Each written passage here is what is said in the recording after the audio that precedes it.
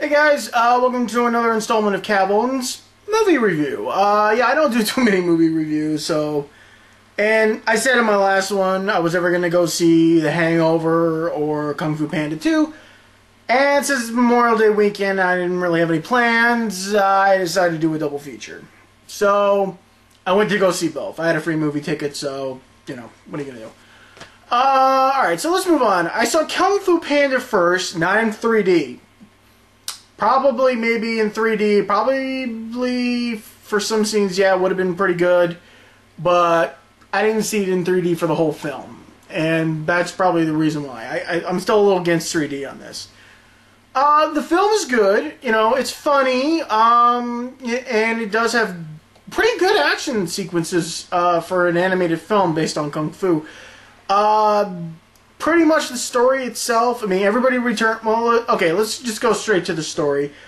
Almost seems kind of similar to an old school Kung Fu film in a way, like mostly act of vengeance and returning, and sort of like that old style, you know, like, I will fight you and get my revenge for you kill me, you know, yeah, I'm probably giving away too much.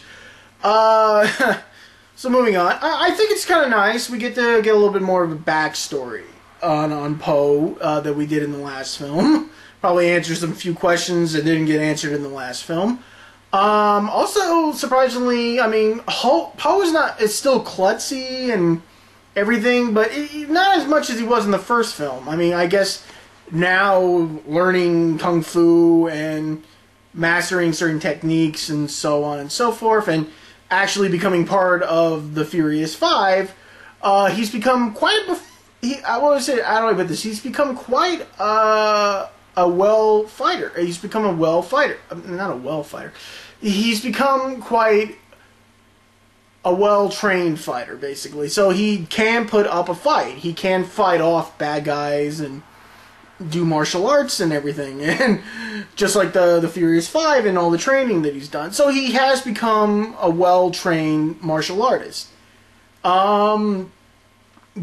Let's see here. Like everyone said, everyone else returns in this one, and voice acting from Jack Black to Dustin Hoffman, Angelina Jolie, Jackie Chan, Seth Rogen, Lucy Liu, and oh god, what's the other guy's name? I know who he is. I've seen him in all those films. Bald guy, thick glasses.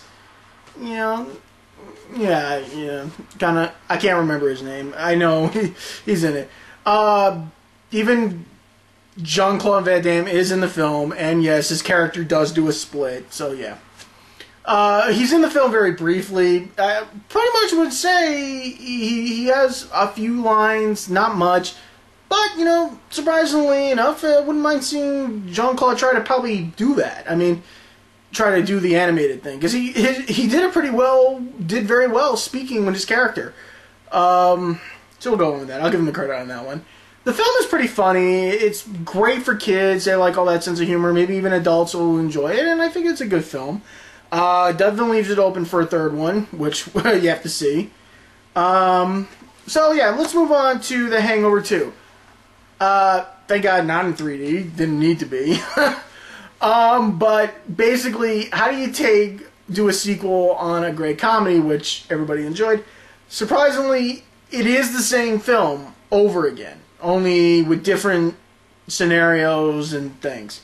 The story is basically the same. You know, the guys get together for an event, they wake up with no idea what happened, and then they have to retrace their steps and get involved with so much crazy shit.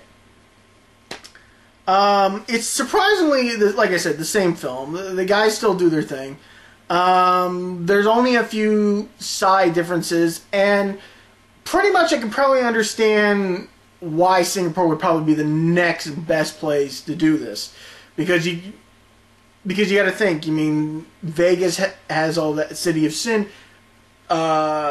Singapore, City of Squalor, is good, and it makes you kind of wonder what's going to happen. You know, I mean, basically, in a way, it's still funny. It's still crazy. It's still the basic same story, but it's still funny with just different scenarios and stuff. And surprisingly enough, here's the thing. I mean, since Bradley Cooper was in the A-Team movie, and Liam Neeson was also in that movie as well. They played opposites, well, not really opposites of one another. They played in the same movie together. We kept hearing that he might be in the film. I heard his part got cut, but then again, I kind of swore I could have seen a scene where he could have been in that film. Actually, there is one actor in here who's probably one of my favorite actors, and I was a little surprised to see him in this film. But like I said, I'm not going to spoil it for you. It's still funny. It's still, basically, like I said, still the same story. Guys wake up, gotta retrace their steps, but basically everything's right in front of them. The only thing I can think of, if they ever decide to do a third one, the only place I can think of they could probably go next is, they've done them North America, they've done Asia. The only other two places I can think of for them to do is either South America or Europe, and Europe, I would probably choose Amsterdam. Because God knows what happens in Amsterdam. Apparently, I've never been to Amsterdam, so I can't really say, but I've heard some really good shit. So that's basically it. Both films are good, general way.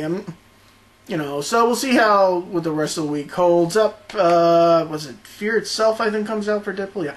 I'll get that. So yeah, the films are good to watch. They're very funny. They're interesting. They have good story, good humor, some crazy stuff. But like I said, they're pretty fun. So check them out. Today, tomorrow, whatever. Whenever you got a free time. They came out. They're good movies to see probably during Memorial Day weekend. If you want to beat the heat and get out of the sun, like I did. So yeah, that's it. And I'll see you guys next week. All right.